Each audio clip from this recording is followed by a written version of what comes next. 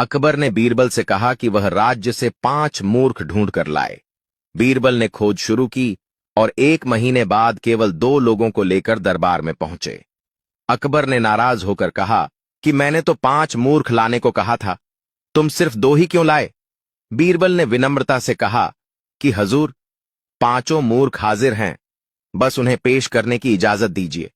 अनुमति मिलने पर बीरबल ने पहले आदमी की ओर इशारा करते हुए कहा कि यह पहला मूर्ख है।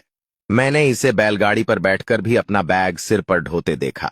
जब मैंने कारण पूछा तो इसने कहा कि कहीं बैल पर ज्यादा बोझ न पड़ जाए, इसलिए बैग सिर पर रखा है।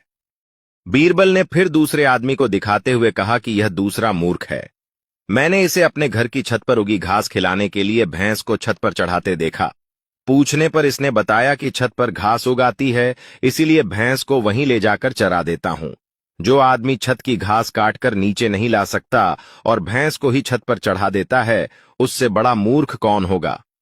इसके बाद बीरबल ने कहा कि तीसरा मूर्ख मैं स्वयं हूं, क्योंकि राज्य के इतने महत्वपूर्ण काम होने के बावजूद मैं 1 महीने तक मूर्खों को ढूंढने में समय बर्बाद करता रहा। फिर उन्होंने अकबर की ओर देखकर कहा कि चौथे मूर्ख आप हैं, जहांपना, क्योंकि पूरे राज्य की जिम्मेदारी आपके कंधों पर है, फिर भी आपने मुझे ऐसा काम सौंपा जिसमें कोई लाभ नहीं।